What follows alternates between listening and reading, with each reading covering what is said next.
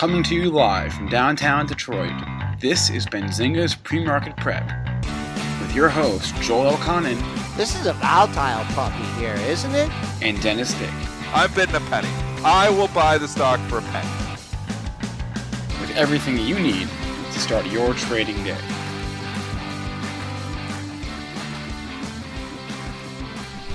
Good morning, traders and investors. Welcome to today's edition of Benzinga's PreMarket Prep. I'm Spencer Israel here with Joel Elconin and Dennis Dick. On today's show, we've got to cover that 13F news from yesterday. It was 13F day, so we got P&G moving on Nelson Pellets. I feel like that'll be our top story of the day. Also going to cover Buffett's new stakes and just general 13F roundup. We also have some CSX news this morning, Fossil and Express Scripts reporting earnings. So a lot to get to. Our guest at 8:35 today is Sean Emory. He's the founder and CIO of Avery & Company. He's the author of the MarketMeter.com. You can find him on Twitter at _Sean. David, Joel, how are we doing in the S&Ps this morning? The S&Ps are under severe selling pressure here. We are down 1.5 handles from the close of 36.50. That was an all-time, 37 even, all-time closing high. 23.40, that's a bogey. That was a high in the pre-market trading, coming back on the downside. Let's see what happens. Pre-market low 34.25. That's pretty close. Hard to say the low is in. Crude continues to meander here, down 33 cents in a trading range. Nick Shaheen would just be selling the 54 calls and the 50 puts and just let it wander in between. And silver is in the red, trying to hold 18 here, but not yet a sustained rally in the silver market. Dennis, are you still mesmerized by the trading action in Procter and Gamble after hours? It's unbelievable. At Procter and Gamble, when that got announced, give us the details here, Spencer, and then I'll just jump into the trading action. So 13Fs come out here. They're coming in with a little bit of a whimper. Then we get the Buffett ones, they start moving. But then this Nelson Peltz comes with Procter and Gamble, and holy cow. What did he say? Or what happened? Well, actually, I'm looking did he for buy the whole company? No, he didn't buy the whole company. I'm looking for the exact number right now, but just go with the fact that he increased his stake, and I'll get you the exact number in a second. It's an unbelievable move here, though. So, yeah, maybe, get a little more active, get some action, Procter & Gamble. This thing tore off above 91.5 there last night. Unbelievable movement. This is Procter & Gamble. This is, like you were saying, Joel, like, what are they going to sell more, like more toilet steak. paper? Like how much toilet paper? More feminine hygiene products? More laundry detergent? I mean, one of the biggest companies too. Like, I just can't believe you're going to tack on $3-4 because Peltz took a small stake in it. It doesn't make any sense. Well, at this point, it's more than $3 billion. It's a big stake, but for Peltz, but really when you look at what is the percentage? So if it's a $3 billion, let's look at the market cap of Procter and Gamble here right now. So just curiously, so if you go to Procter and Gamble's market cap, so I'm going to imagine it's up there in the 200 billions. Market cap of Procter and Gamble is 225 billion, and he took how much, Spencer? Right now it's looking $3 billion? like it's three. So he bought 1% of the company. It's $3.5 billion. All right, so he buys 1% of the company. And if we look, there's 2 billion shares outstanding. So he puts a $3 billion position out there, and they're going to tack on last night they're going to tack on $10 billion in market cap because Peltz took a $3 billion position. This market, man, trying to figure it out logically sometimes is nearly impossible. I would have thought maybe that's worth $1. Procter & Gamble trading up at 91.5. That's insane. All right, just to explain why Dennis is just so, I'll use the word mesmerized here by the trading action is, Procter & Gamble is a pretty thick stock. So an average day of volume here, looks between 6 and 10 million. Let's call it 8 million. Now, it's kind of interesting that over 20 million shares traded yesterday. So that's a little bit of a note there. A lot of it was that after hours, though, actually? See, no, this is just on my daily chart. So I don't know. Okay. I mean, this shuts off at 4:00. So because there was a lot of volume last night. Like you'd say, okay, if Procter and Gamble's trading up on light volume up at 91.5, I'm sure in all day it was trading on heavy volume though. It traded hundreds of thousands of shares yeah. over $90. It's come back in here now, and now it's a little more rational, trading at 89.92 here this morning. But man, are people just this crazy that they got? This is positions too. They're chasing so much with these 13 Fs because these were disclosed over the last 45 days. So that some of these positions could have been bought 45 days ago. And and just to go on a tangent, like for example, Apple's trading up here this morning because Warren Buffett added hit to his position. But Apple was $110 stock 45 days ago. You think Buffett's buying at 135? So here you are, if you're chasing and buying Apple this morning because Buffett bought more. And I like Apple, so I'm just saying if your reasoning is because Buffett bought more, you're probably Buffett bought more back at 110, 115. You're buying at 135. I just, this 13 Fs, man, they're crazy. Is it algos? They're crazy. They're crazy. Crazy algos. Algos gone wild. I think some of it's algorithms. I think some of it's just people who are just so hungry. They're so, and even it's just people just want, I don't know if they're just chasing ideas or chasing, what they see in their news headlines here now, because the Procter and Gamble was the only one that really I was like, what is going on? Is he taking it over? I mean, it traded so much volume. Climb 899, 90, 91. I'm like, this thing is just a monster. I'm like, there's got to be more news than this. I'm seeing the Pelt's headline. I'm like, it's got to be something else. They must have did, increase their dividend or do, it must be something from the company. Nothing. It was all just on that new position, which isn't even sizable. So it's 1% of the company, guys. That seems crazy. Looking forward here, 90.22 and 90.33, because we have Jim, who here, Fuzzy, about wanting to know if you short it now. Don't know about shorting it, but man, if you took home the 88 calls or you had a long position that 90.22 or 90.33 was your target, man, ring the register. I think the high at 91.5 last night, it was a gift. 90 looked like the technical number to me. I actually got hit on this a bit because I started shorting it at 90 last night when it was going up. And then it started to just keep going. I was like, you know what? I got to blow out of this. So, and I did blow, and I actually was pretty quick. So it went up to 90, then went all the way to 90.5 and pulled back in a little bit. Actually, 90.20, 90.20, but the volume was so high. I was like, I needed to lay off and maybe reassess this. So I actually, blew out and didn't lose that much, luckily, because thing ended up going to 91.5 afterwards. So crazy. All right. So is there any more that you want to cover on these 13 Fs? Yeah, for sure. Let's go look. So Buffett, is giving a nice boost to the airlines here this morning. Spencer, I believe, increased stake in Love and Delta. Love, yes, Love and Delta. I think the only one he didn't buy was Save Spirit, I believe. He's loving his airlines, and Buffett's been in these for a while. He's been talking to these airlines. So LUV trading up 3% here because Buffett bought in the last 45 days. Again, if you go to your chart though, 45 days he could have been buying here under $50. Now it's 57 here this morning. That is the definition of chasing. People love to chase Warren Buffett. I've always said Warren Buffett's the most influential. Now I don't know. I might have to change that algorithm there because Peltz might be more influential than Warren Buffett with that Procter and Gamble position. But yeah, so he's getting long the airlines or buying more of the airlines. He had a new position in Siri, S-I-R-I, That's which interesting. is giving that stock lift. Yeah. And that's a little more rational. It's only trading up 2%. That's a new position. That kind of makes sense to me. Also cut his stake in Walmart, which is trading down about 1% to pre-market, and Deere. He cut nearly all of his stake. He cut it by almost all of his Walmart's gone. Yeah. And he got out of Deere, I believe, right? Completely out of Deere? Yes. Okay, so he's dumped Deere. And Deere was trading down. I actually did get a piece of this one last night, just shorting, because it came out and I actually was able to short some at 110. So that helped for my loser trade, Procter & Gamble. But overall, I was telling myself, I don't know, these 13 Fs, they're so crazy. I don't know if I should trade these things anymore. Yeah, well, looking at Deere here, trading down 108.75. I don't know where you caught it on the short. Looking at the daily chart, new all-time high 2 days ago at 112.18. I mean, this is, this is a short-term thing. 108 to me looks like the good support here in John Deere if we continue to go into reverse. Is there any other ones notable there, Spencer? Did you want to just give us some quick run? I mean, Buffett and Pellets were the really notable ones. I mean, obviously there's a lot more than that. There's Soros, there's Einhorn, there's Tepper, but there's Cooperman. But nothing that really jumped out to me as being super notable. A Procter & Gamble What move, about man. Ackman? That's the one for the ages there. Or do you guys not cover Ackman anymore? Yeah, Ackman, I think he cut his stake in Valiant, actually. I actually didn't see I think any he from did. Ackman, so let me. No, I thought I saw it go by. I think he cut a stake and look that up. I think we'll let Spencer go hunting. I thought I saw it go by the tape that he cut a stake in Valiant. Funny thing is Valiant's trading up because of that. But Valiant's just up slightly in the pre-market here. VRX been on a little bit of comeback Yep. trade. Just like did he? No, he's checking it. I just wanted him. Oh, I had that down on my notes to mention in the show today.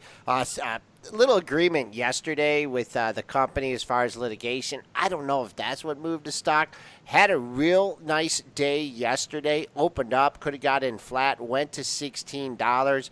Trading up in the pre-market here. Last time it got up to that 17.5, it gave it back quickly. I think if this stock can climb that $16 level, get there a couple sustained closes, maybe it could be back on the comeback trail. I mean, look at this monthly chart in this thing. Holy mackerel. oh, it's horrible looking. I mean, this is a company that's trying to survive. They laden themselves with debt and it didn't work. It was the whole borrow to buy other companies up, and they simply borrowed too much, bought too many other companies at too high of prices here, and that's where you see the fall from grace from $250 plus down to $15.98 as of yesterday. So they're trying to diversify, or they're trying to divest themselves now and get themselves out of some of this and get the debt down, but debt is what is killing this company. Yeah, and Ackman did cut his stake. Ackman throwing a little bit of the towel. Yeah, This has been one of his by ugly ones, obviously. 3 million shares. Okay. So Valiant, that's a 13F. So obviously a little bit of movement there. Nothing more than the Procter and Gamble one. We've had some earnings reports here too. We got AIG last night, and it's getting the beats. Full disclosure, I have an investment. I've been in AIG since about $30. It's one of my good ones there. $63.55 getting hit here this morning to the tune of 5% though. Ooh. What are your thoughts here? Or first of all, Spencer, give us the details on the AIG report, and then Joel, jump into the technicals. Okay. Q4 adjusted EPS of a $2.72 loss. They are adding $3.5 billion to their buyback plan. Joel, what are your thoughts here on AIG's 5% pullback this morning? Man, oh man, all I know is the street was leaning the wrong way going into this report. 1, 2, 3, 4, 5 up days in a row. So I think shorts are going to be a little bit happy to see this trading at 63.55. On the daily chart, the only thing I could really see right here, wow, is 63.75. That was your low back on February 2nd. After that, actually, that was a nice double bottom there because you did that back in December. So we're a dime away from it. So unless this holds 63.75, there's continued downside. But, man, anybody that got caught in that wicked 4-day run here might be looking to bring the short-term shorts in. I mean, I wouldn't be shorting AIG and the hold down 3 1/4. No, it's a financial. We've seen it before. AIG is notorious for getting hit on its earnings report. Look back to November when it got hit to the tune of $4.50. Within 4 days, it came all the way back. This market is resilient here. I don't think this thing's just going to bounce back in one day, but I wouldn't be shorting it down here in the hole either. And I wouldn't be surprised when the dust settles here and we look at this thing from a month from now, that stock's right back up at the highs. All right, so we'll see. Of course, I am long it, though, so maybe I'm talking my book there. But long-term investment, though. I've been in AIG for like 5 years. All right, and any other? We got a lot of. Oh, yeah, Fossil. Let's go to Fossil. Ah. Watchmaker here. Predictable disaster. Spencer, everybody's selling this ahead of the report. They're selling it after the report, too. Down 19%.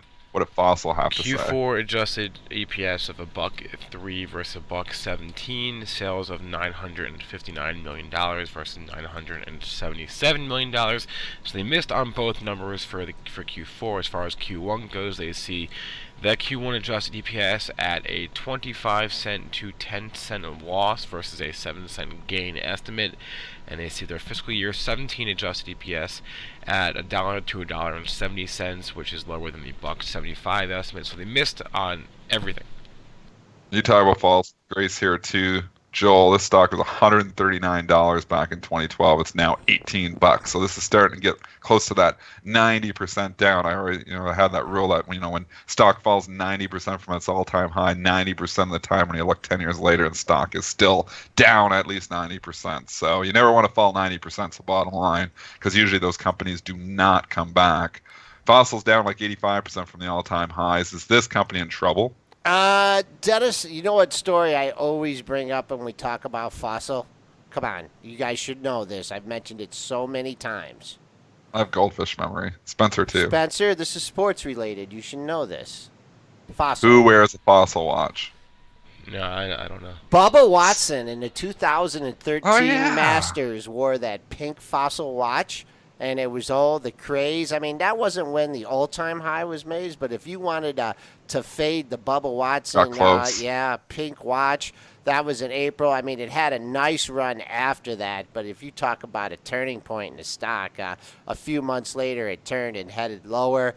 I don't know what to tell you about this one. I mean, how many people wear watches, nowadays? I mean, I know I got a couple. I like them, but and what's going on with the Apple iWatch too? That we haven't heard much about that. But the pre-market low is 18.15. This is a big drop here for Fossil. We're back at levels that we have not seen. Wow, back under 2009 low. You got to go all the way back to May of 2009. You had a low at 1881.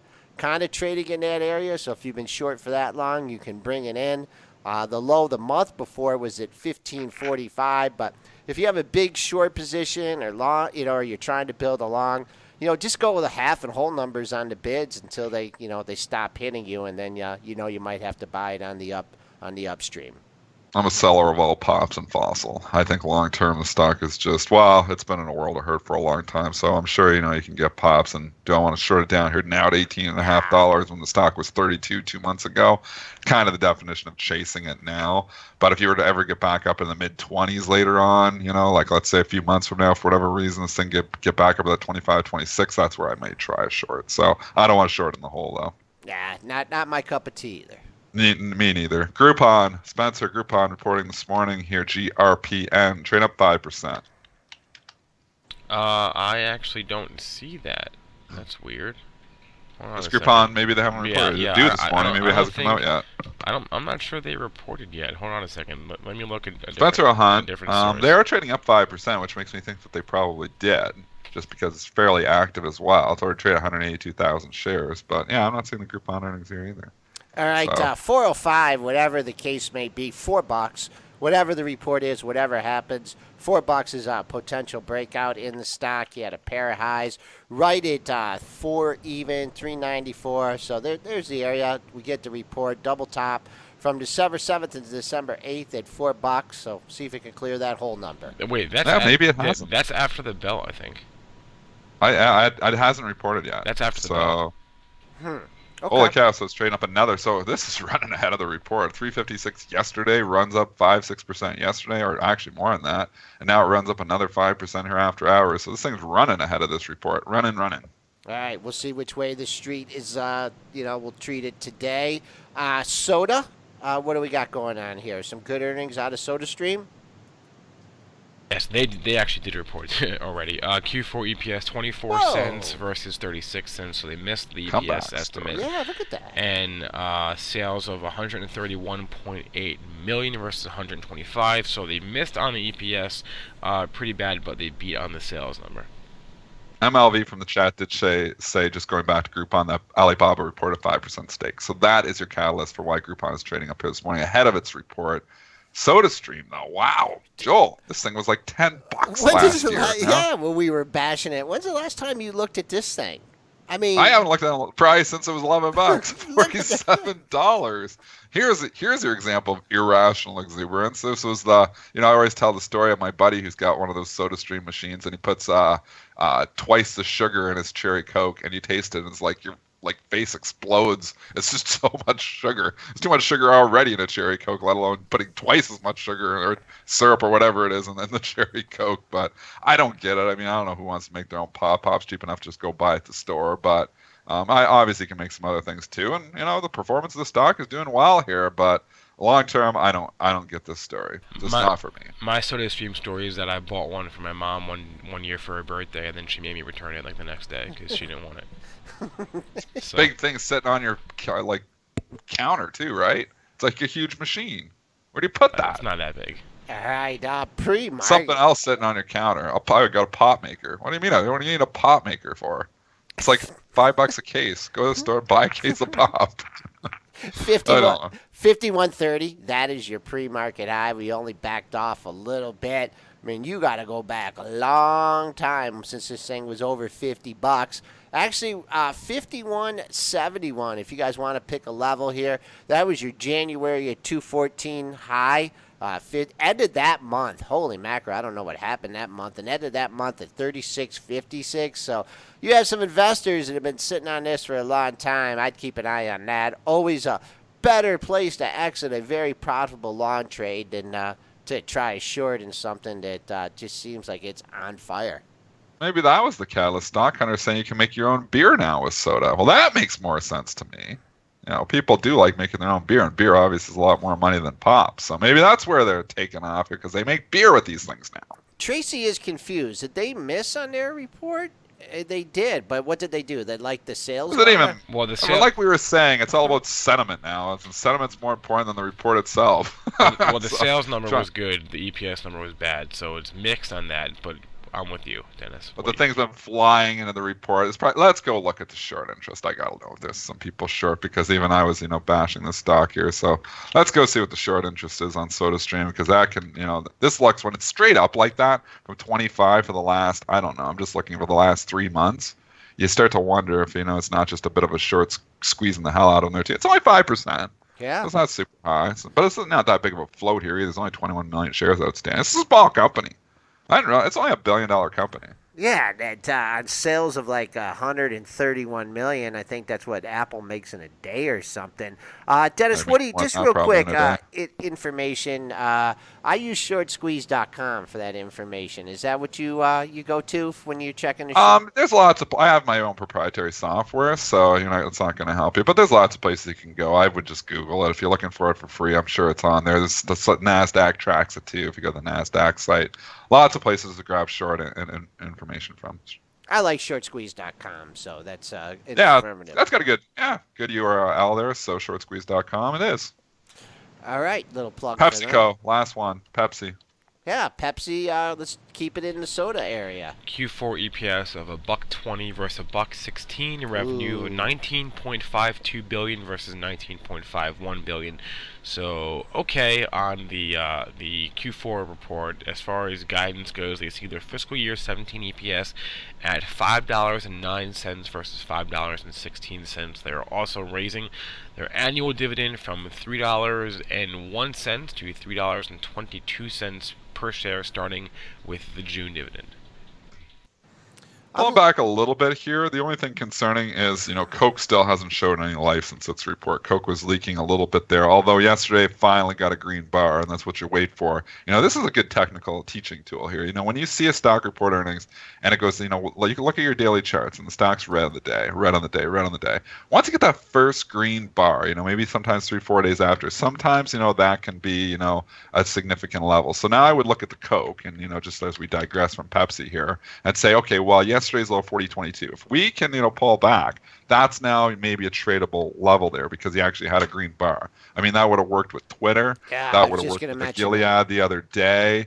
So maybe, you got to start looking at that. If you pull back, wait for your first green day, and then maybe you get a second shot, a retest of the low after that first, green day. And then, that's when you strike. Let the stock stop going down before jumping in. I know they're different companies here, but I'm surprised that Pepsi got such a pass, maybe just getting swooped up in the momentum of the market, especially after Coca-Cola earnings, right? You think they would have. So there was some, but it went the opposite. 1, 2, 3, 4, 5, 6 up days in a row. Got all the way to 107, which was the high back in November. I'll give you the pre-market action. There was a quick dip to 106, recovered back towards the 107 area. I'll keep an eye on just under 106 if we get back down there. You have a pair of lows at 559 and 58 and 567. So that's your support if you happen to come and take out that pre-market low. Don't get real happy looking for the lower 105s. Let's jump and just talk a little bit of overall, sector talk here. And the financials yesterday, I mean, everything seems to be strong here right now, but the financials are gone. There's a lot of them that made new 52-week highs again yesterday. I mean, JP Morgan, that's a new all-time high, I believe, for JP Morgan. Got to think 90, probably the first bogey there, but with the momentum this thing's got, who knows? It could probably just take it out. Bank America breaking out there yesterday. Wells Fargo is just kissing up against that 58, ready to take it out here this morning. Goldman breaks out yesterday. The only one lagging a little bit is Citigroup because it got hit harder there earlier in the month. But man, these banks are just monsters. All right, this one, I was sleeping at the wheel. I had this marked to 2350 level. Which one? Bank America? Bank America. Look at that 2350. Gone. It had sat there. Breakout Central. Yeah, and the thing about it, and we mentioned this too, is like when you have these big levels, if you could get a close near the level, the stock has less to, Bank America. Running start. Yep, got a running start.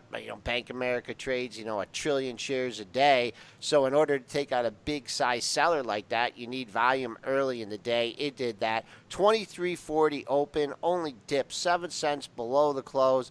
Blue there, now into the 24 handle. I did go back and look at the monthlies on this, and I think we are back to like financial crisis levels here. Back in, now we're getting up here. Back in late 2008, I think you had a high around 24.60. Spencer, one stock that's kind of moving opposite some volatility today, CSX. What's the news on it? Yeah, CSX is down this morning. Late last night, the company announced they're holding a special meeting, quote, in light of extraordinary Mantle Ridge and Hunter Harrison requests. If you recall, this is a management change. They released, CSX did a PR that listed the demands by Mantle Ridge and Hunter Harrison that they want going forward, and so they're having a meeting about that later today. And this is from a few weeks back now, but that stock is down in the pre-market, and I'm not really sure, why. Honestly, Dennis, maybe. Okay, so I'm going to try to give my theory here, and this is all interpretation. This isn't something that's black and white. This is all gray here. But CSX had the huge pop here when they were, going to do, obviously you're going to get active, get some management shuffle in here. And, the stock had that ridiculous move really to mine. After the bad earnings report went from 36 and the next day went to 46. And then it just kept running up to 48. So here they are, CSX, you're now analyzing it. Now it looks like CSX isn't going to go down without a fight. That's what this letter looks like to me. So, and it's a long letter, and I tried to read it, but I'm not a lawyer here either. So it's, we'll take my interpretation with a grain of salt. But it looks like to me, just Cole's notes here, that it's not going down without a fight. And that means, this is what the market wants. It wants this management change here. And if there's a lot of demands here, maybe it doesn't happen. So you get a little bit of skepticism here. You're trading up 10, 12 points here on the potential for, obviously, the management change. And, potentially even there was talking of taking the company private was even mentioned, as rumors as well, if they did get this mention or this management change. And if that management change doesn't happen for whatever reason, I think the stock has some significant downside. All right, I don't know what to think about this. I mean, shareholders have already got a nice bump here. I mean, obviously, if this deal doesn't go through, the levels that it can go back to, we talk about that. So, man, oh man, I mean, you had the rumor, and then you just had that just unbelievable step-up buyer that one day. So, I mean, there is some downside here. If if you're sitting on some profits in this, and you feel that they might shoot down the deal, maybe take down half of your position. I mean, has there been anything really formally announced as far as their intentions or price? So, I mean, we've seen this happen before. You can, you see a lot of things happen, but when nothing comes out, stocks can obviously go right back down. It looks like the meeting's going to be in March, maybe, from that letter. So I think you mentioned that it might be later today. Or Bob Wire saying the meeting's not till March. Okay. All right. Quick look at. In any regard, here you need a securities lawyer here to interpret these letters. Which we're not securities lawyers. We're traders. Netflix. We're getting a question here from Tracy about Netflix, and she says, "What do you think is up with Netflix? Is it going to recover?" Well, I mean, it's pulled back. It hit a new all-time high, 145.95, and then you hit 140 yesterday. That was an area of some consolidation, congestion. So if it holds this 140 area, I'm not sure if there's any news on the pre-market. It's trading above that. So I don't know, long-term, short-term investor here, I'd just be keeping an eye on all those lows just under 140. Yeah. I can give you the exact number. You know who was pretty good on this one? JC was. I saw a note that he put out after this gapped up after the earnings day. And it's just a real hard way for me to think, but he was just, there's no resistance now, right? You've Yeah, cleared when out, stocks make a yep, new high. yep. But you know what, Tracy? Keep an eye on the one. I'll throw 140 out the window, and I'll keep an eye on 139. You had one, two, three, like 4 out of 5 lows, 5 out of 6 lows, right at the 139 area. So that's the major support that it needs to hold. Or if you're doing a swing trade, you're buying it $2 here. Your stop should be under 139. Quick imbalance look here, 831. So we just got them a minute ago for the opening imbalances. Banks are all buys again. Bank of America 58,000 buys, Citigroup 40,000 to buy, JP Morgan 25,000 to buy, Wells Fargo 52,000 to buy, Morgan Stanley bucking the trends got 25,000 to sell, but it's small enough that it'll probably flip to buy too. You can see the banks are all trading significantly higher here in the pre-market. People continue to chase this sector. It's where money continues to fly into. So banks remain strong. GE, which has been strong as well the last few days. We've been talking about the buy imbalances. Pressing stocks got another 100,000 to buy here again. That is a trend, man, in this buy imbalances. And at the open here for General Electric, Walmart 44,000 sell. Obviously, the Buffett reduced stake is what is hitting that. Probably some institutional order flow, maybe taking some money off as they chase Buffett there. Really, that's about it. They're pretty small. Alcoa small sell and balance 71,000 shares. Man, did you see the old legacy Alcoa company though, which is Arconic? You seen what that thing's done yet lately? ARNC. I've got it because I had Alcoa for a lot of years. It's been a bad one in my portfolio, and then they spun off Alcoa, the AA, and the AA itself became ARNC. So the legacy operations of Alcoa is now ARNC. But look at this move here in the last month in ARNC. It's went from $20 to $30. That's a quiet 50% run straight up. Wow, look at that thing. I didn't even. I know. I was looking at my portfolio. And I was like, holy cow! I'm actually up quite a bit in that from when that thing spun off. So ring the register. I don't know. I mean, if you want to moving. count the up-day string in here, it's unbelievable. Just maybe lost a little momentum yesterday. 3 closes, Yeah. right? Just 29.50 area. So that's important to hold off the hop. 3 closes right there. 29.05 is your 2-day low, 29.33. But Bulls and Bears are squaring off at 29.65. It's not the all-time high. This is a spin-off. I don't know how they're doing it with the charge.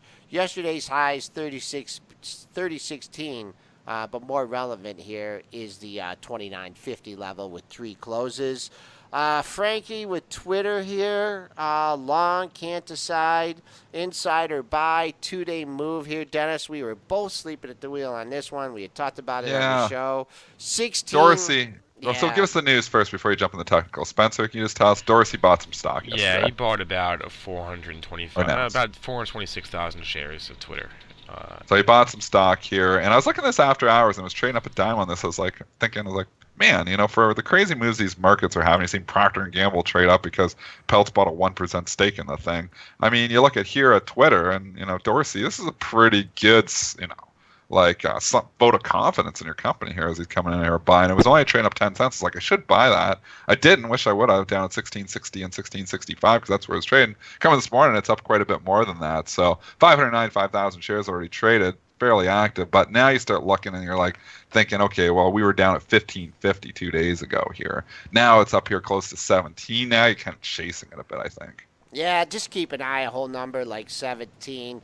2-day run to see if we can continue through 17. Big gap to fill. Oh, 17, that's an interesting number too, because on the day of that they announced earnings, it opened right near that level. 17.10 made a 17.12 high, and then, as Dennis would say, kaplooey. So 17.12 could be a target on the upside. All right, 8:34. It's time to get another voice in here, and that's Sean Emory. He's the founder and CIO of Avery & Company and the author of MarketMeter.com. And this guy was noted as one of the top people to follow on Twitter as well. So we'll be right back with Sean. Joel, I'm Whether just you're going to a short-term swing trader or a long-term investor, you need to check out Thinkorswim, brought to you by TD Ameritrade. There's a reason why Thinkorswim has been named the #1 trading platform, because it has it all. With Thinkorswim, you can trade stocks, options, futures, forex, and virtually every other type of order. Get notifications on mobile devices and interact with other traders in chat rooms. You can also use technical indicators and see the latest investing and trading education in Think Money magazine. If you want to keep up with the markets, you need Thinkorswim. To experience everything Thinkorswim has to offer, open a TD Ameritrade account today. Thinkorswim, the online trading platform for traders and investors. TD Ameritrade, member SIPC. All investing involves risks.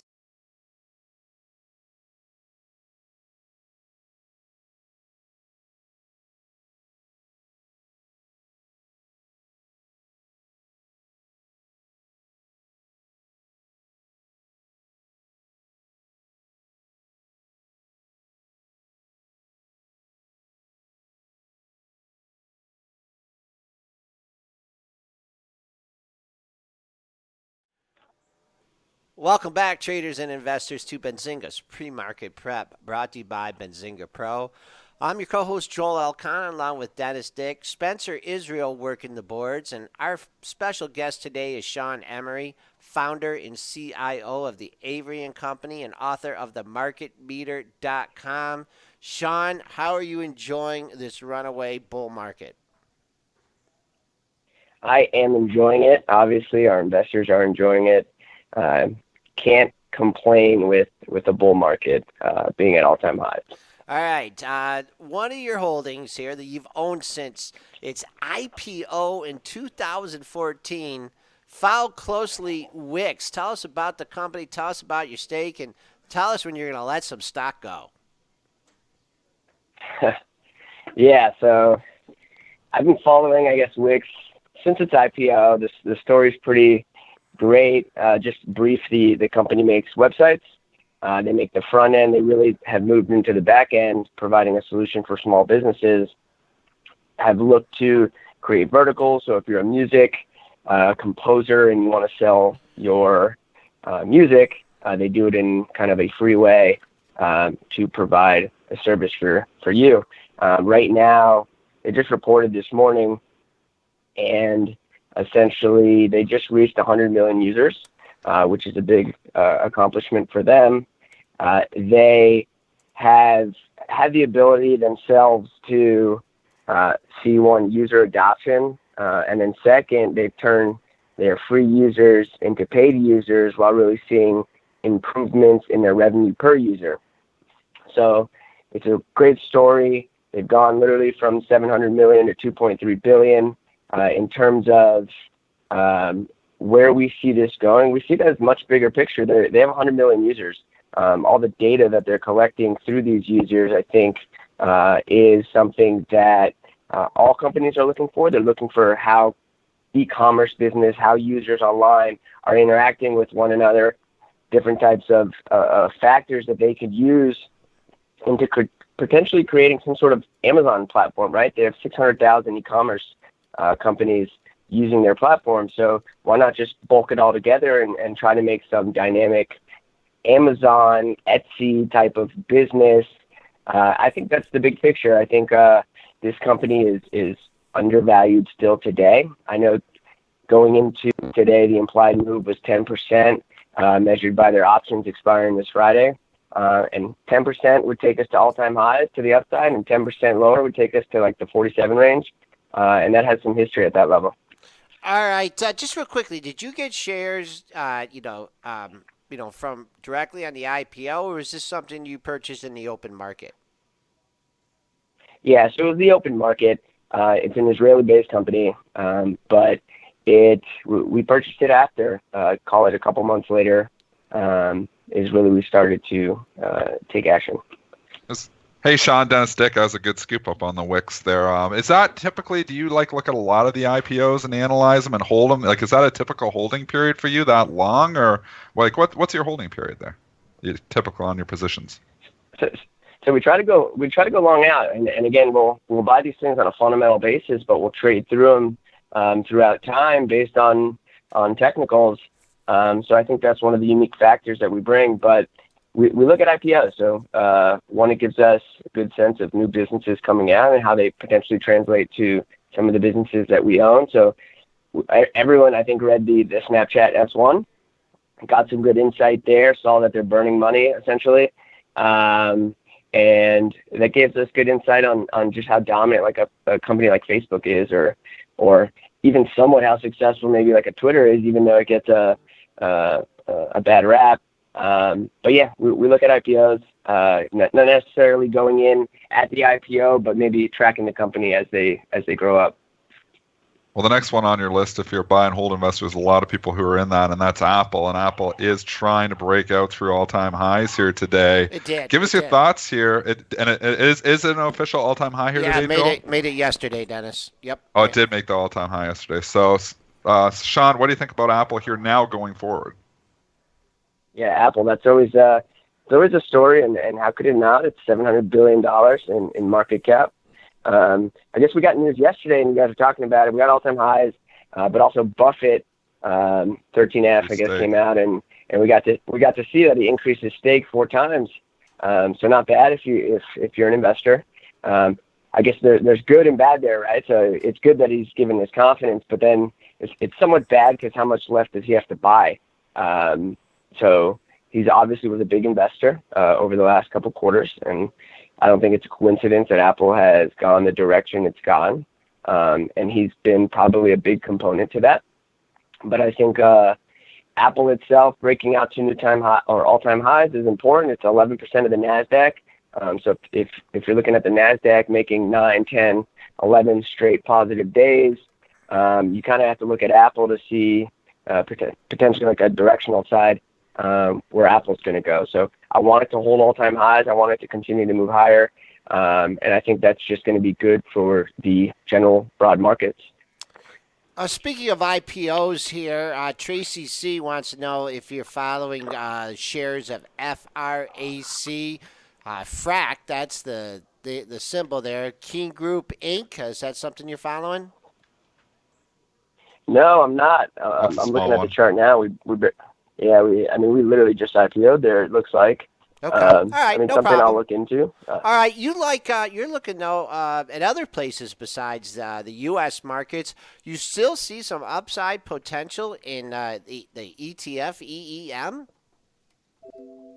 Yeah, so EM is. I think last time I talked, honestly, we were talking Brazil. This was sometime last year, but that's a big component of EEM, and within that ETF, we literally from like 2014 to 2016, EM got cut in half. And then essentially the sentiment there was pretty poor. And ever since, call it January, February of last year, you saw a rally in all the subcomponents of EM, but EM as a whole. And today we're at a key level, roughly like $38 on the ETF. 48 or 44 kind of looks like where we would test if we broke out above this sideways range we've been in since September. And if you just look a step further and look at kind of the biggest components of that, similar to how we looked at Apple, China and Brazil have both broken out respectively. So I think those being big weights, those obviously can't be a bad thing for EEM. I think from a risk-reward standpoint, if you look at the upside to 44, that's roughly 17-20%. The downside here is essentially a breakdown from this breakout, which is roughly 1%. So it's tight, but I think in something like an EEM, which can move pretty quickly, I think being tight in terms of your stop losses is important if you're just trading this technically. Sean, what are your thoughts here, just overall markets over here in the U.S.? Because here you see, obviously S&Ps, it seems like every time they pull back even like 0.5%, now they come back in by the end of the day, we're green here again. And you're starting to see stuff just going across the board going up. I just ran a scan this morning, actually the 66 stocks of the S&P 500, they're making new highs, littered with financials, but littered with a lot of other sectors there as well. And now you're looking at the emerging markets coming back here. You've seen a nice comeback in oil from where we were last year. I mean, it seems like everybody's just buying everything right now. Yeah, I think the only man out is retail, right? Retail's unless you're Amazon. Yeah, so exactly. Yeah, e-commerce businesses, Ulta, Salon is doing well, a couple others. But generally speaking, I think, look, I don't like it when the market's so bullish in terms of sentiment. It worries me. I look at a couple indicators, whether it's VXV versus VIX, and seeing how complacent some of the things are here in the short term, and how sentiment has changed so drastically since the election. We've seen some of that deflate a little bit over the last month or so, but essentially, look, all-time highs are good.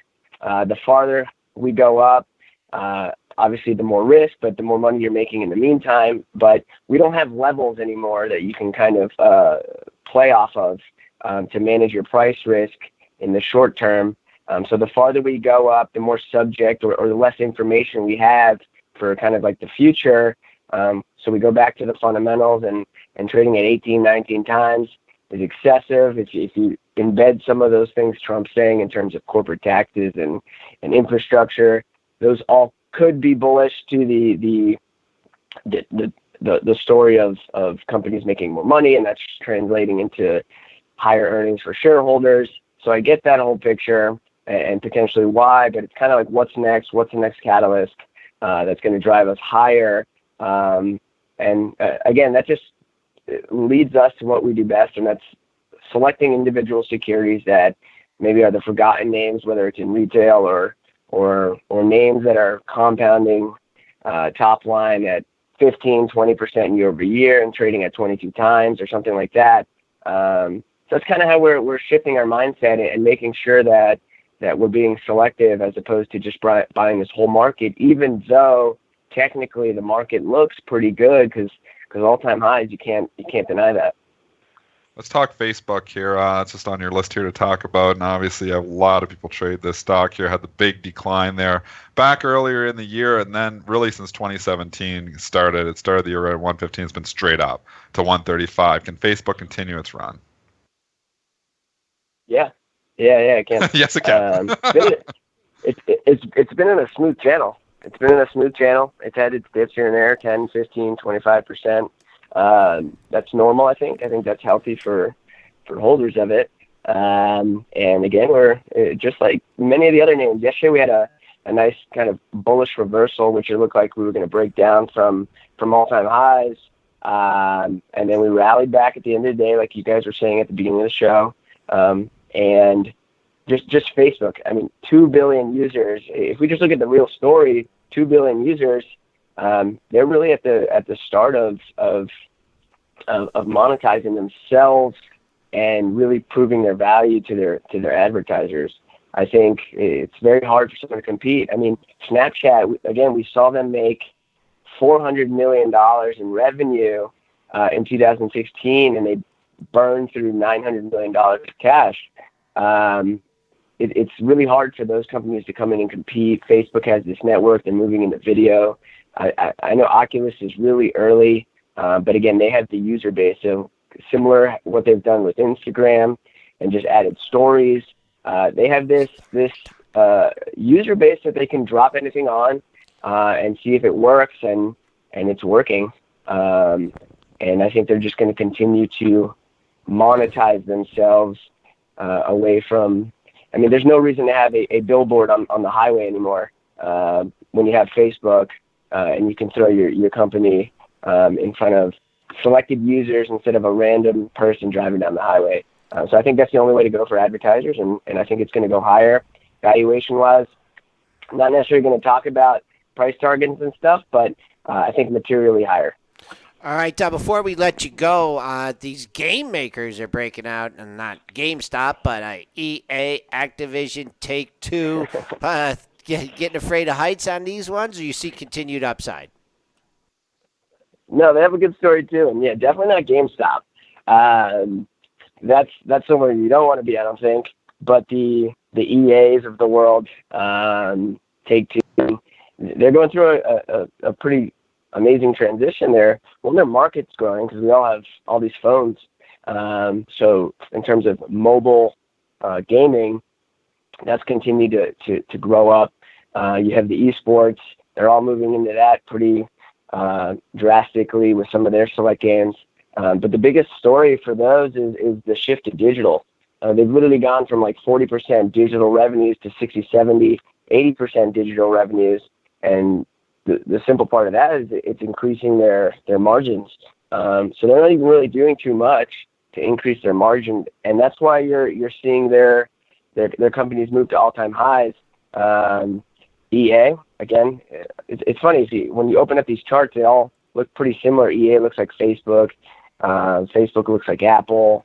So very similar things. But I think the whole gaming segment has a lot of runway because we are going to continue to see this shift into digital, which is going to be margin beneficial. And then top line, as we all have more devices around the world, more mobile games that the technology gets there, and then add in esports and even new means of playing games, maybe through VR down the road, and other avenues. Sean Emory, founder and CIO of Avery & Company and the author of themarketmeter.com. You can follow him under the Twitter handle @_Sean David, capitalizing the S and the D. Sean, thanks for coming on. We'll speak to you again soon. For sure. Thanks, guys. Have a good one now. All right. S&Ps, Dennis, are under severe selling pressure here. We are down. We're down 3 points. Look out, crash. Look out below.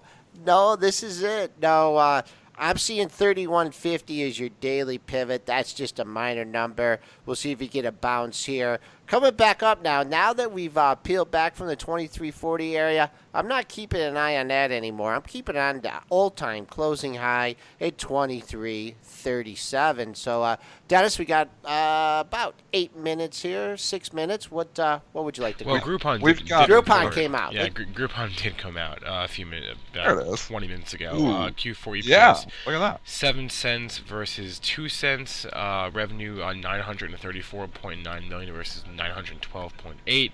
So they beat on both. Now, that's kind of interesting, Dennis, because you had someone jumping in, right? Let's see what time the report came out. The report came out here at 8:31, and we noticed buyers. Well, I guess that was on. No, we noticed They were buyers saying on that Alibaba stake, so Yeah, maybe that that's was a right. little bit to do with it. But Yep. sometimes those buyers just know things, though, and they knew it in this case. Obviously, stock gets a nice lift here or in the pre-market here on the earnings report. So Groupon up 11%, one of your big winners of the day. All right. I want to jump back. So just overall market thoughts here for today's trading setups here. You're seeing some clear separation here in the pre-market. You're seeing the financials very strong again. Maybe it's Yellen, hinting interest rates might go up sooner than later here. Obviously, you're seeing, the TLT trade significantly down here today. So I think it's follow through from yesterday. You were starting to see that happen, after Yellen's comments yesterday.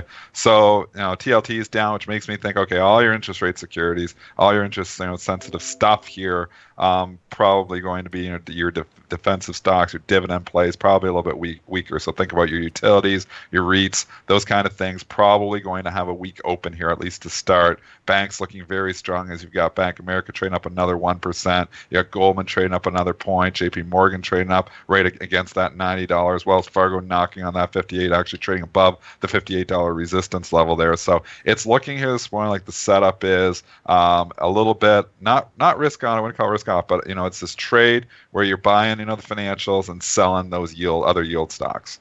All right, I just want to go back here. Procter and Gamble. We spent a lot of time on that at the top of the show. 91.60. That's your pre-market high, and now some sellers are starting to come into this one. Dennis, let's just no lunch wager because I've been doing so terrible here, but 87.86. Now we're trading up $2. Do you think there's going to be enough buyers on the open, even to open? At this level, 89.5, 89. I think it could open here. It's traded 409,000. Traded a lot of stock last night. I think 90 is still your major resistance point. I know it took it out on heavy volume last night, and actually, like I said, I was shorting it up at 90, and I got shaken out on that. And now, it would have been good if I would have held, but I would have had to hold through a lot of heat because it took all the way up to 91.5. But, it's just, I guess, it goes back to your theory. We're short when the momentum is with you when it's coming back down, as opposed to going up against it. But $90 is still major resistance for this. So if I'm trading the stock today, that's the level that I'm leaning on. Takes out 90, then it starts to get a little bit more open. But I'd stick with the 90 as my resistance point here this morning. Right, and falling back here, 89.50. S&Ps did hit that daily pivot there at 31.50, so getting a little reprieve there. I don't know if we talked about this on the pre-market show at all, but let's go with any ratings, any significant ratings changes. There's a few here. Spencer, do you got some? Like I saw Restoration Hardware caught an upgrade at Key Bank. What else you got there, Spencer? Yeah, I saw that as well. I didn't see a ton. I saw Kellogg initiated at Deutsche Bank, but it was, it's hold. Who really cares about that? I saw an upgrade to, what was it? There's one I saw that stuck out to me. I don't.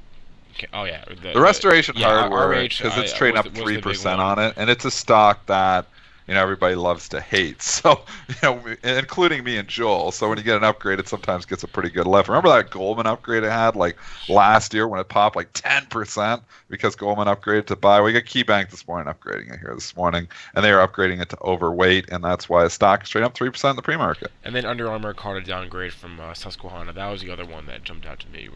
RH and Under Armour were the only two really. There are a lot of initiations today, but not a whole lot of upgrades and downgrades that are really notable. I just want to talk Restoration Hardware here real quickly. Pre-market high, if you're actually that was an after-hours high at 28 even, backed off to 27.56.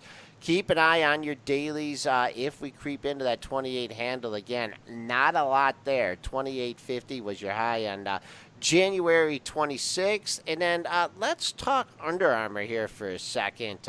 Sure. Beaten down stock, got a little boost. It was kind of like a kind Which one do you want to talk first? Because you got UA and you got UAA. UAA is the main one. Okay. Is that the main one? Yeah. Well, they both trade pretty actively. They both trade 60,000 shares today. Yeah, because someone's doing some ARB.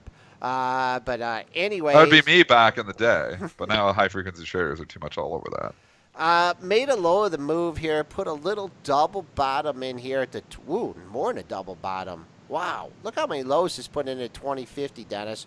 1, 2, 3, 4, 5, 6 lows at the 2050 level. Then finally got the bounce. Now step up buyer to the 2120, 2130 level. Look, someone's accumulating this thing here. I wouldn't look for any crazy upside until you cleared the high since the earnings, and that's 2220. And a stock going the opposite way. I just want to talk about Nike here. Look at that. It's been sell on under. The back. Yeah, I bet you some pair traders are getting roasted in this one. This thing's gone from 53 to 57. Let's see if it's stalling here. But nice rally in Nike, and they report later, right? Usually the retailers they're coming up. So, at the end of the earnings season is when you start getting all the retailers reporting. So I don't think we've seen Nike's report yet. But, you get the Walmarts and all the Kohl's and the Macy's. They're usually later on in the earnings season. So they'll probably come up in the next week or two. No, I'm seeing Nike not reporting until the end of March. Wow. Well, maybe we already did get Nike for this quarter. But when are the other retailers? Like, when's Walmart? Walmart's one of the first ones to kick it off. Walmart is the 21st of February. Okay, so next week. So that's when so about 6-7 days. That's when you're going to start seeing a lot of the retailers. So it looks like Nike actually is going to be way late, or not even in the earnings season when you're talking late March. But a lot of the other retailers start reporting next week. Hey, Dennis, real quick here. Thoughts on V today? Dividend is today. Is it going X today, or does it pay tomorrow? Because we've seen patterns in this. Visa is X dividend today. Is that? I had it on my list, but you don't get much of a dividend in Visa. It's only like 16 cents or something. So okay. It closed at 86.85, and the dividend's low. It's only 0.76% yield. So the adjusted close 86.68. So I think it's like 17.5 cents or something. So it's not really one of those dividend stocks that people are coming in and playing it for the dividend because the yields is not that high. All right, Spencer. The stock is trading up because it caught. I believe there was initiation, and then there was also some 13F action in Visa too. So you gotta watch. Some of those stocks are trading a little bit wild with the 13Fs out there last night. One thing I also want to remind traders is that today, Time Warner shareholders are going to vote on the merger with AT&T. We know this is expected. They're expected to vote yes. We know this is not the main hurdle. Of course, that'll come from the government, but watch out for any volatility around this vote today. All right, it's 9 o'clock now. We're actually going to play another interview that we recorded a couple weeks ago. This is an interview we did with Callum Thomas. He is the head of research at Top Down Charts. And we spoke to Callum for a pretty good amount of time, about 15 minutes or so. So we're going to play that interview right now, and that is with Callum Thomas, head of research at Top Down Charts.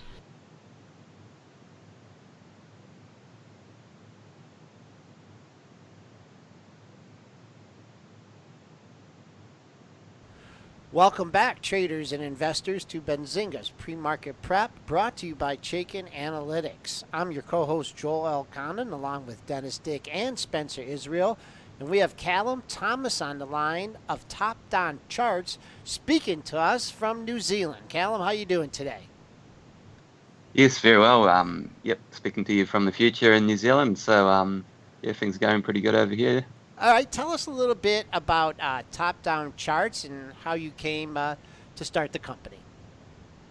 Yep. So I guess my background, I've previously worked in funds management on the buy side, multi-asset investment strategy, and about 5 months ago, I went off on my own to start a research company called Top Down Charts, and so the main focus of that is to provide pretty top-down views across global economy.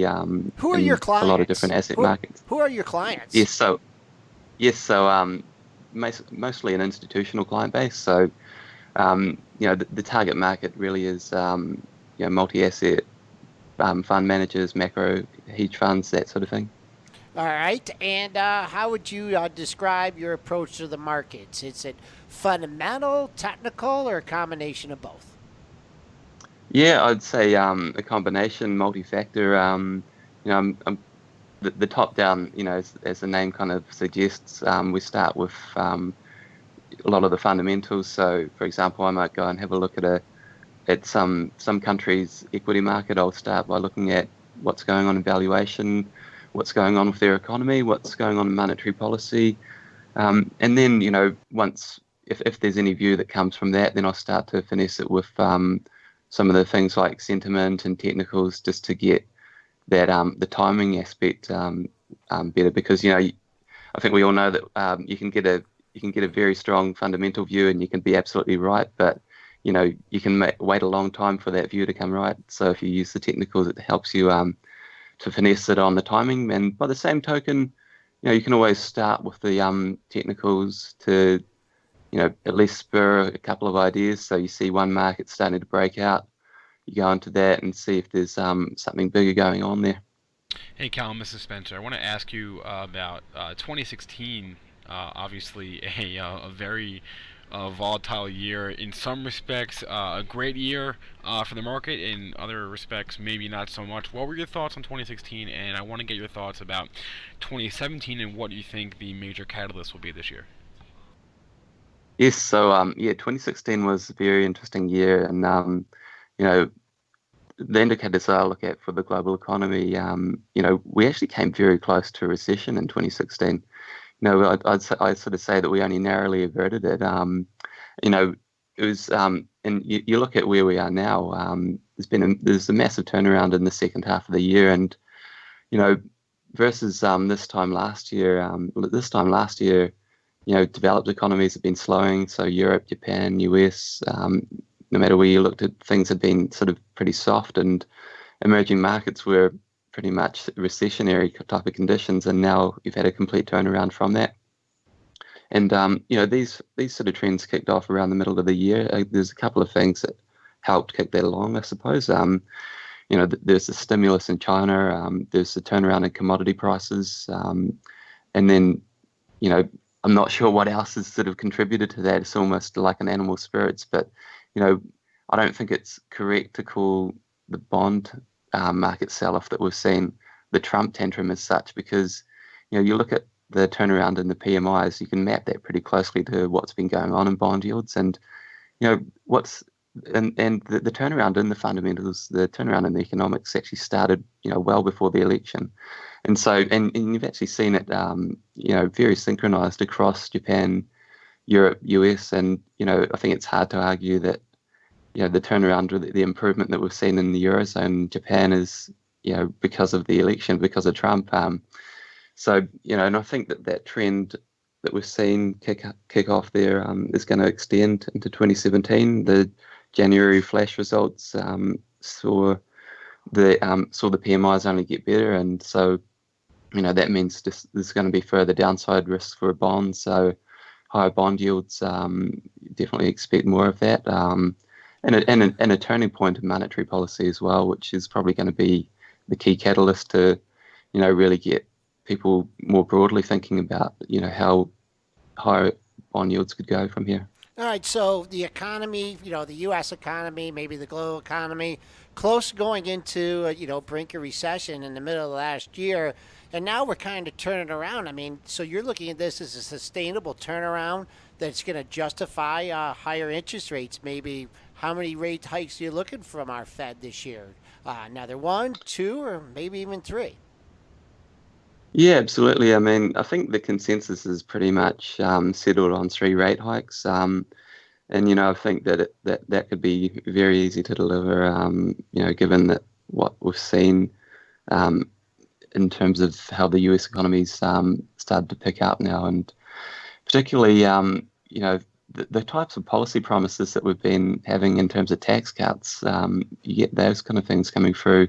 That's just going to reinforce it, and and the fact that the global economy is doing so much better now. Back in when the Fed first hiked in 2015, in December, then the global economy was looking very sketchy at that point, and now it's the opposite. So, whether we get a rate hike next week, I think they'll probably be more inclined to set the table for March.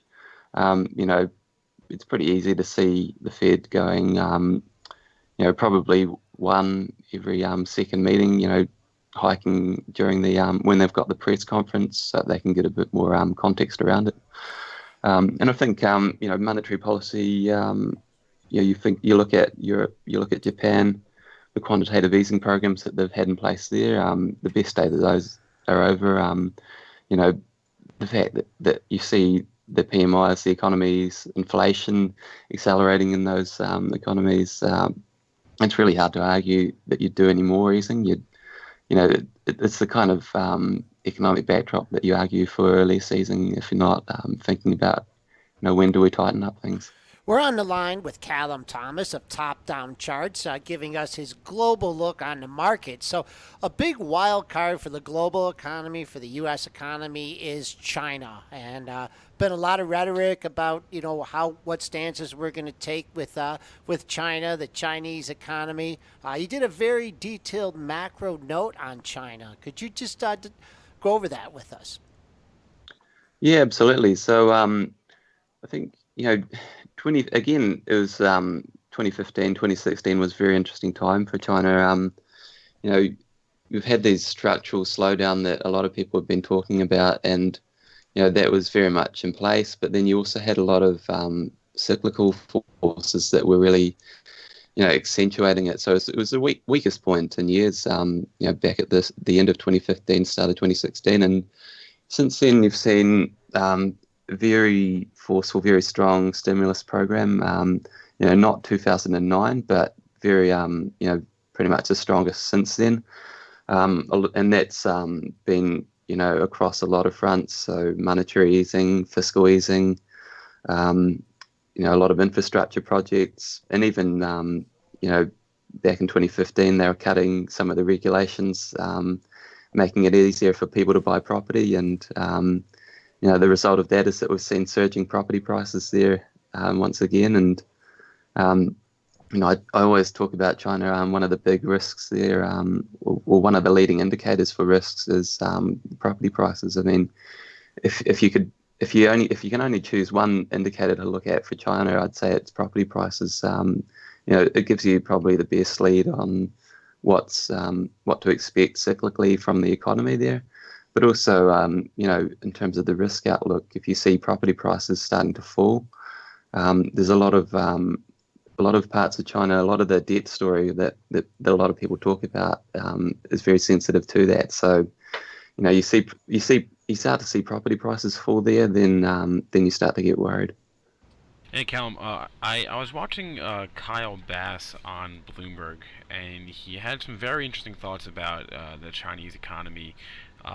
Called it, recklessly built. That the system will need to restructure, and then he said that Trump is just the gasoline to the smoldering fire that is the Chinese economy. Do you have thoughts on that? And also want to get your thoughts on how Trump plays it all into the equation. Yes. So I guess it's. I mean, the story of China, having these debt problems, needing to restructure, and I think these have been pretty well talked about for a number of years. There's been plenty of predictions that China's going to have some big crash or financial crisis. We'll probably will see something like that at some point. You can't adopt free markets. You can't adopt a more market-based economy without taking what comes with that, and that's the business cycle, that's the financial cycle, and the day will come that we see a crisis there. I don't think that we're going to see that this year. 2017, it's actually a very important year for China because you have the leadership transition. So, yourselves, America, you just had the leadership transition there. But China goes for a 5-year leadership transition, which, usually they go for a 10-year term. So Xi Jinping, he's just had his 5 years. He'll probably go for another 5 years. But, it's social stability is at the top of the economic stability is at the top priority. So they're going to be doing, everything that they can to ensure stability this year. And, the stimulus effects that we've seen that were introduced last year, they're still in play. The global aspect, so the global economy is still good. So that's going to be good for the export front. But you get this wild card in Trump. So absolutely, if you get some sort of punitive and widespread import tax introduced for China, that would be obviously quite damaging. But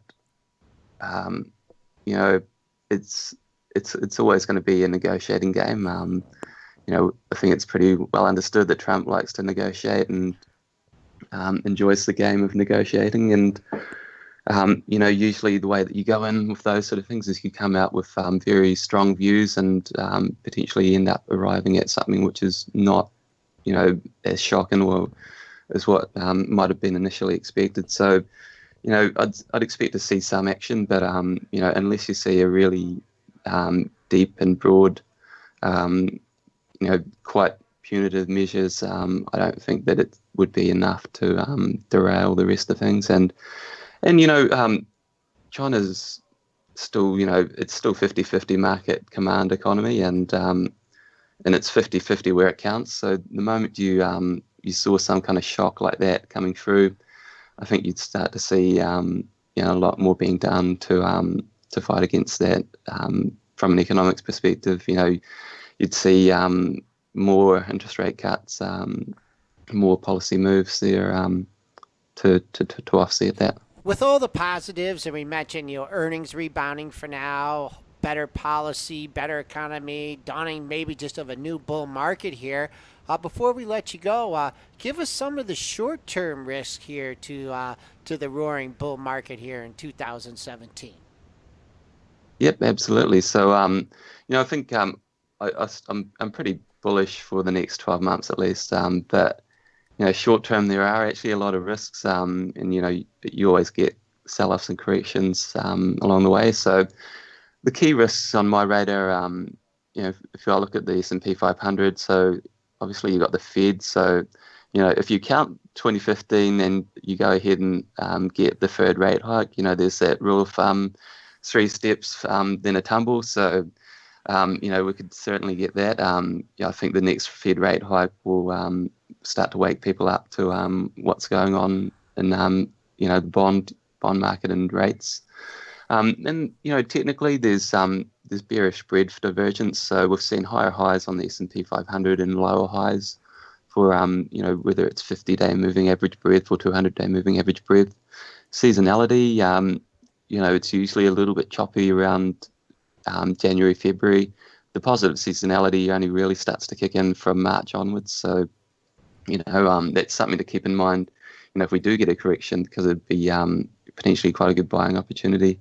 And, expectations are quite high at the moment, and, we still do have a lot of uncertainty around policy. And then, of course, to wrap it all up, to make it add to it, you've got geopolitics, constantly waiting around the corner to give the market a fright. So, the latest one, I guess, is probably North Korea. So, they're readying some missiles to test the ICBMs.